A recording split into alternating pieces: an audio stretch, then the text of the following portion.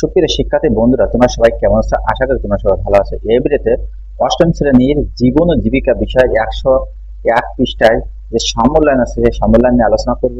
যারা চ্যানেলটি সাবস্ক্রাইব করেন, চ্যানেলটি সাবস্ক্রাইব করে রাখো, তোমাদের অনেক উপকার আসবে। তোমার পরিবার কি কি আর্থিক সেবা গ্রহণ করতে পারে তা সবার সঙ্গে আলোচনার মাধ্যমে চিহ্নিত করো। এই আর্থিক সেবা গ্রহণ করার একটি পরিকল্পনা তৈরি করো। আর্থিক সেবা গ্রহণের ভবিষ্যৎ পরিকল্পনা। দেখো, আমি এখন এর উত্তর চলে আসছি।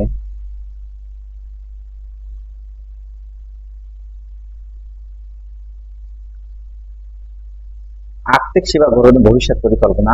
আর্থিক সেবাদান সঞ্চয়। আর্থিক সেবা গ্রহণের জন্য পরিকল্পনা।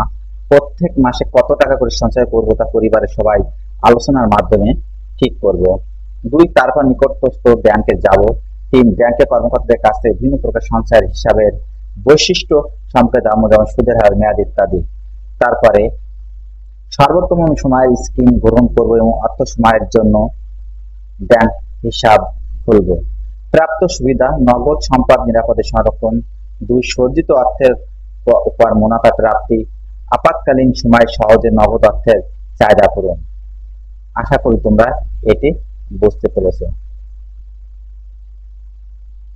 তারপর দেখো 6 নাম্বার, তোমার পরিবারের আর্থিক সহায়তার জন্য কোন ধরনের ঋণ প্রয়োজন আছে কি?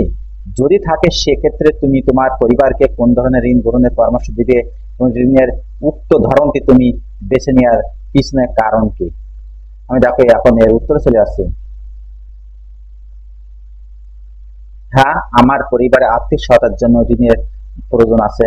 আমি আমার পরিবারকে নারী উদ্যোক্তা ঋণ নেওয়ার পরামর্শ দেব, কারণ আমার বড় বোন শিক্ষিত একজন নারী। তিনি একটি বুটিক হাউস দিতে চান, তাই তার ঋণের প্রয়োজন।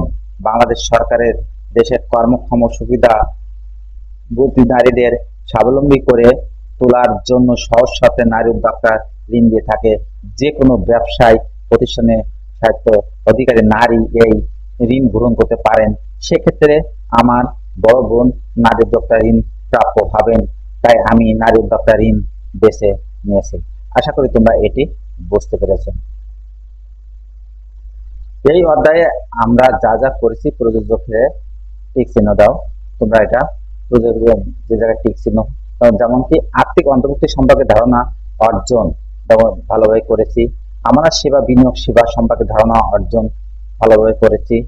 ঋণ সেবা, বীমা সেবার সাথে পরিচিতি লাভ ভালোভাবে করেছি। Mobile financial service, online banking সম্পর্কে ধারণা ভালোভাবে করেছি। নিজ এলাকা আর্থিক অন্তর্ভুক্তিমূলক সেবা প্রদানকারী প্রতিষ্ঠান অনুসন্ধান আংশিক করেছি। আর্থিক অন্তর্ভুক্তিমূলক সেবা প্রাপ্তির জন্য শর্ত প্রাপ্তির সুবিধা সম্পর্কে ধারণা আংশিক করেছে। আর্থিক সুবিধা গ্রহণের ক্ষেত্রে যৌক্তিক নিরূপণ ভালোভাবে করেছি। পরিবারের জন্য আর্থিক সেবা গ্রহণের পরিকল্পনা ভালোভাবে করেছি। তাহলে এখানে স্কোর 36। এখানে অভিভাবক অভিভাবক মতামত লিখবে। এই অধ্যায়ে নতুন যা শিখেছি, দেখো আমি এখন এর উত্তর চলে আসছে।